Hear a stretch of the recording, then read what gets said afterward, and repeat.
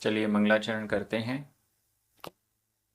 तिहुवणतिलयं देवं वन्दिता तिहुवणिन्दपरिपूज्यं वोच्छम् अणुपेहाओ भवीयजनानंद जननीयो। बोलिए श्री 1008 शांतिनाथ भगवान की जय। आचार्य श्री कुमार स्वामी की जय। आचार्य गुरुवर विद्यासागर समय सागर जी महाराज की जय। निर्यापक श्रवण मुनि पुंगव श्री 108 सुधा सागर जी महाराज की जय। हम सभी बड़े सौभाग्यशाली हैं जो हमें आचार्य कुमार स्वामी के महान ग्रंथ कत्तिकेयानुपेक्षा कार्तिकेयानुप्रेक्षा के अध्ययन का अवसर मिल रहा है। 12 भावनाएं चल रही हैं। आज हम 2 गाथाओं का अध्ययन करेंगे, क्रमशः गाथा क्रमांक 94 और 95। गाथा क्रमांक 94 आश्रव भावना की अंतिम भावना है और अंतिम गाथा है, और गाथा क्रमांक 95 से संवर भावना प्रारंभ हो रही है। चलिए शुरू करते हैं। गाथा क्रमांक 94 उच्चारण।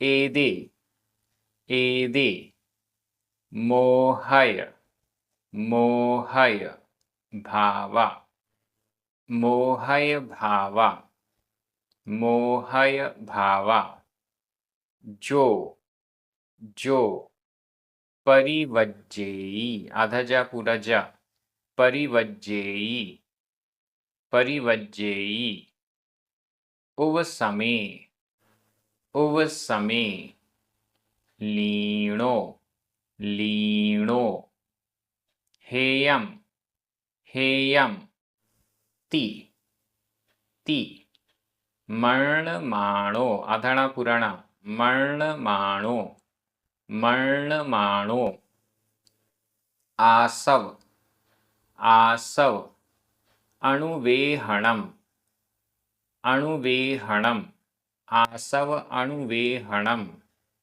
तस्स आधा सा पूरा सा तस्स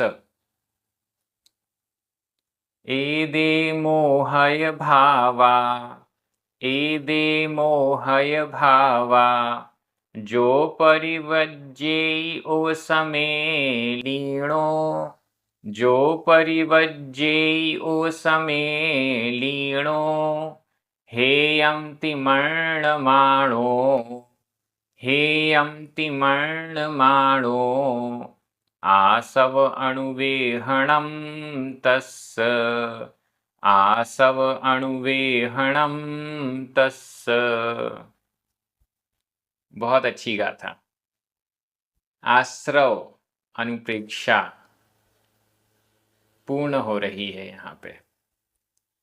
आसव अणुवेहणम तस्स चौथा चरण। तस्स उसके आसव अणुवेहणम आश्रव अनुप्रेक्षा होती है। तस्स उसके उस व्यक्ति के आसव अणुवेहणम आश्रव अनुप्रेक्षा होती है। उसके आश्रव अनुप्रेक्षा होती है। पिछली गाथा में बताया गया उसके आश्रव अनुप्रेक्षा निरर्थक होती है। किसके निरर्थक होती है? जो इतना सब आश्रव के बारे में जानता हुआ भी छोड़ने योग्य वस्तुओं को नहीं छोड़ता है, उसके आश्रव भावना निरर्थक होती है। ऐसा पिछली गाथा में आचार्य कुमार स्वामी ने स्पष्ट किया था। अब इस गाथा में कह रहे हैं, प्रश्न हुआ उनकी निरर्थक है तो किनकी सार्थक है? तस्स उसके आसव अणुवेहणम आश्रव अनुप्रेक्षा होती है। किसके होती है? कैसे व्यक्ति क्या करने पे होती है? अब एदे ये मोहय भावा, मोहय मोहक, मोहित करने वाले, भ्रमित करने वाले भावा भावों को, एदे इन मोहय भावा मोहक भावों को, इन भ्रामक भावों को, इन मोहक भावों को, मोहने वाले भावों को। कौन से मोहक भाव हैं? जो आत्मा के विपरीत हैं, कर्म का आश्रव कराते हैं, ऐसे मोहक भावों को जो व्यक्ति परिवज्जेयी, परिवज्जेयी छोड़ता है। किसको छोड़ता है? एदे मोहय भावा, एदे इन मोहय भावा मोहक भावों को, इन भ्रामक भावों को, भ्रमित करने वाले भावों को जो परिवज्जेयी छोड़ता है। मन वचन काय की दुष्ट प्रवृत्ति को छोड़ता है, मन वचन काय की प्रवृत्ति को ही छोड़ता है, मिथ्यात्व से दूर हो जाता है, कषायों से दूर हो जाता है, ऐसा व्यक्ति मोहय भावा, मोहक भावों को जो परिवज्जेयी छोड़ता है। कैसे? ओ समय उपशम में, लीनो लीन, उपशम भाव में लीन, उपशम भाव यानी समता भाव, उपशम भाव में लीन जो, उसमें उपशम में, लीनो लीन, उपशम भाव में, समता भाव में लीन जो व्यक्ति एदे मोहय भावा, इन मोहक भावों को परिवज्जेयी छोड़ता है। एक प्रकार से देखा जाए तो उपशम भाव, समता भाव में लीन होकर ही इनको छोड़ा जा सकता है। अगर समता भाव नहीं है, समता परिणाम नहीं है, तो फिर इंद्रियों के विषयों में तो रुचि बनी ही रहेगी, तो फिर गुस्सा आएगा तो कंट्रोल हो नहीं पाएगा। इसलिए उपशमे लीनो, उपशम में, समता भाव में लीन जो व्यक्ति, आश्रव से रहित कौन हो सकता है? निराश्रवी कौन हो सकता है? उसके लिए पहली कंडीशन है उपशमे लीनो, उपशम में लीन, समता भाव में जो डूबा हुआ है, जिसे ना राग से मतलब, ना द्वेष से मतलब, जिसे ना निंदा से मतलब, ना स्तुति से मतलब, जो समता भाव में लीन है, उपशमे लीनो, उपशम में लीन, समता भाव में लीन, ऐसा व्यक्ति। और क्या करता है वो?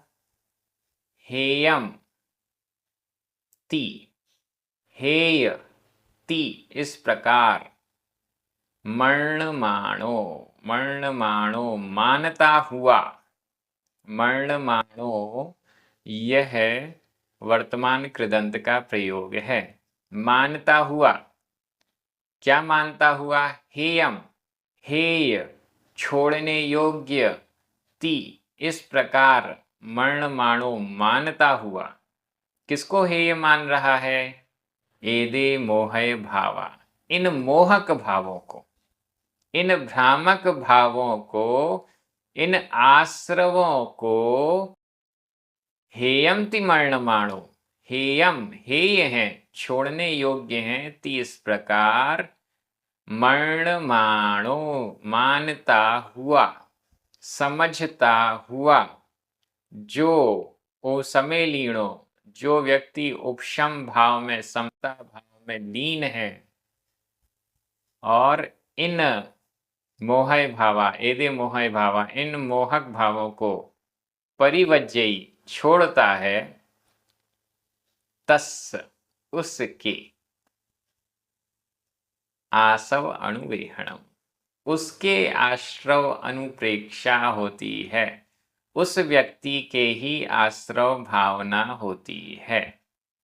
दो चीजें आईं, पहली समता भाव और दूसरी इन मोहक भावों को जो हेय मानता हुआ, छोड़ने योग्य, त्यागने योग्य मानता हुआ छोड़ देता है। एक तो होता है वस्तु मिल नहीं रही इसलिए हमने छोड़ दिया, दूसरा वस्तु मिले या ना मिले लेकिन ये छोड़ने योग्य है इसलिए छोड़ दिया। यहाँ आश्रव को छोड़ने योग्य हेयम, हेय, छोड़ने योग्य मर्ण मानो, मानता हुआ, छोड़ने योग्य मानता हुआ, चाहे पुण्याश्रव हो चाहे पापाश्रव हो, दोनों ही छोड़ने योग्य हैं। फर्क ये है कि पहले किसको छोड़ें। दोनों को एक साथ छोड़ना संभव नहीं है, तो पहले किसको छोड़ें? पहले पाप आश्रव को छोड़ा जाता है, पहले गलत कार्यों को छोड़ा जाता है, फिर गलत कार्य जब छूट जाते हैं पूर्ण रूप से पाप छूट जाता है, तब फिर अच्छे कार्यों से भी अपने आप ऊपर उठ जाते हैं, पुण्य से भी अपने आप ऊपर उठ जाते हैं। इच्छा तो ना पाप की है ना पुण्य की है, हेय तो दोनों ही हैं, लेकिन उसमें भी क्रम है। छोड़ना तो सब कुछ है, भोजन भी छोड़ना है, पानी भी छोड़ना है सल्लेखना के लिए, समाधि मरण के लिए, लेकिन पहले क्या छोड़ना है? क्रम क्या है? क्रम बहुत महत्वपूर्ण है। अगर क्रम का पालन नहीं करेंगे तो समाधि बिगड़ जाएगी, सल्लेखना बिगड़ जाएगी। वैसे ही क्रम नहीं समझेंगे और विपरीत क्रम से भी काम करने लग जाएंगे, पुण्य तो छोड़ दिया, पाप में डूब गए, तो फिर मोक्ष तो होगा ही नहीं, कल्याण तो होगा ही नहीं। तो क्रम भी बड़ा महत्वपूर्ण है। आश्रव भावना में बहुत अच्छा यहाँ पर वर्णन आया है। पुण्याश्रव क्या है, पापाश्रव क्या है, तीव्र कषाय क्या है, मंद कषाय क्या है, ये सब वर्णन हमें यहाँ प्राप्त हुआ है।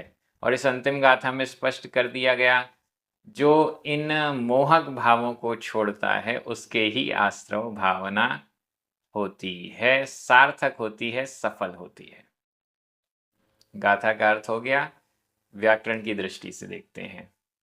एदे, मोहय भावा, ये दोनों ही द्वितीया विभक्ति के बहुवचन हैं। जो लीणो, मर्णमाणो और आसव अणुवेहणम, ये सभी प्रथमा विभक्ति के एक वचन हैं। मर्णमाणो वर्तमान कृदंत का प्रयोग है। परिवज्जेयी वर्तमान काल अन्य पुरुष एक वचन का क्रिया रूप है। ओवसमे सप्तमी विभक्ति का एक वचन है। हेयम, ये तो हो गया, हेयम द्वितीय विभक्ति का एक वचन। ती अव्यय है। तस् षष्ठी विभक्ति का एक वचन है। इस प्रकार से व्याकरण पूरी हो गई। मैं एक बार हिंदी अर्थ कर रहा हूं, आपकी नजर प्राकृत शब्दों पर जानी चाहिए। उपशम भाव में लीन जो व्यक्ति इन मोहक भावों को हेय इस प्रकार से समझता हुआ छोड़ता है, उसके आश्रव अनुप्रेक्षा होती है। बहुत अच्छी गाथा, आश्रव अनुप्रेक्षा को, भावना को पूर्ण करती हुई। अब हम आगे चल रहे हैं। संवर भावना प्रारंभ हो रही है। गाथा क्रमांक 95। उच्चारण। सम्मतम। आधमा पुरमा, आधता पुरता, सम्मतम, सम्मतम। देशवयम, देशवयम। महव्वयम, आधव पुरव, महव्वयम, महव्वयम। तह, तह। जवो, जवो। कषायाणम, कषायाणम। एदे, एदे। संवर्णामा, संवर्णामा। जोगाभावो, जोगाभावो। तहा, तहा। चेव, चेव। सम्मत्तं देशवयं, सम्मत्तं देशवयं। महव्वयं तह जवो कषायाणम्, महव्वयं तह जवो कषायाणम्। एदे संवर्णामा, एदे संवर्णामा। जोगाभावो तहा चेव, जोगाभावो तहा चेव। संवर भावना, संवर अनुपेक्षा। संवर आश्रव का विरोधी संवर। कर्मों का आना आश्रव है और कर्मों का नहीं आना, कर्मों के आने के मार्ग को रोक देना, ये संवर है। कर्म जिस रास्ते से आ रहा था आत्मा के साथ बंधने के लिए, उस रास्ते को ही बंद कर देना संवर है। आश्रव का विरोधी संवर। वो क्या काम है जिसको करें तो ये आश्रव रुक जाए। सबसे पहला सम्मतम। नीचे तीसरे चरण में लिखा है एदे संवर्णामा। एदे ये संवर्णामा, संवर नाम हैं। ये संवर नाम वाले या संवर इनका नाम है। ये संवर हैं। कौन है संवर? सबसे पहला सम्मतम, सम्यक्त्व। सम्मतम, सम्यक्त्व। मिथ्यात्व को आश्रव का कारण बताया गया था। आश्रव और बंध दोनों को ले लें। यहाँ भावनाओं में बंध नहीं है, लेकिन बंध का समावेश आश्रव में किया गया है, क्योंकि आश्रव पूर्वक ही बंध होता है। आश्रव और बंध अलग अलग हैं, लेकिन यहाँ भावनात्मक दृष्टि से आश्रव और बंध को एक साथ ले लिया गया है, ऐसा भी हम समझ सकते हैं। अब संवर जो है वो इस आश्रव और बंध दोनों को रोकता है। बंधे हुए को नष्ट करना निर्जरा है। निर्जरा में अलग चर्चा होगी, निर्जरा भावना अलग से आएगी, लेकिन फिर भी आश्रव और बंध को, नवीन आश्रव और नवीन बंध को संवर रोकता है।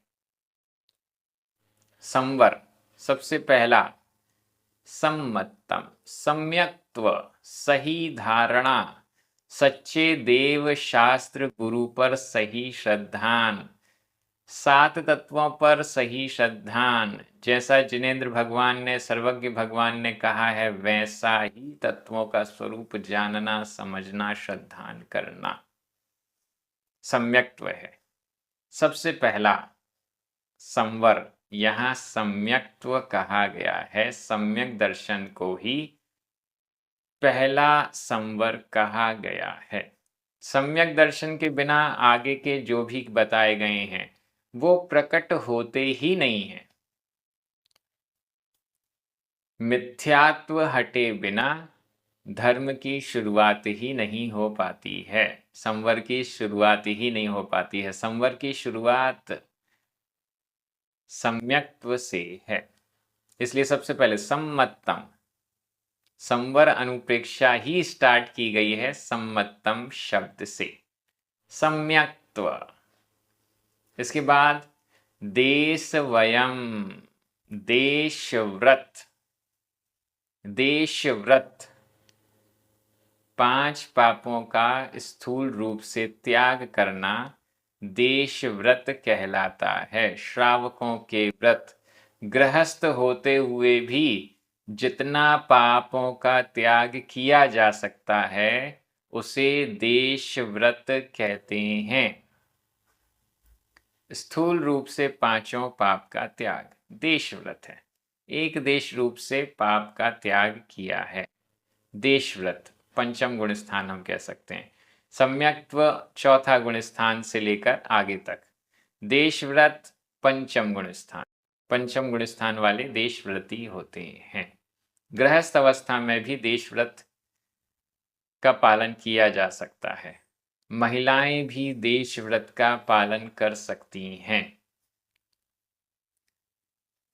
महव्ययम, महाव्रत, पूर्ण रूप से 5 पापों का त्याग, सूक्ष्म और स्थूल दोनों प्रकार से हिंसा, झूठ, चोरी, कुशील, परिग्रह का त्याग पूर्ण रूप से, ये महाव्रत कहलाता है।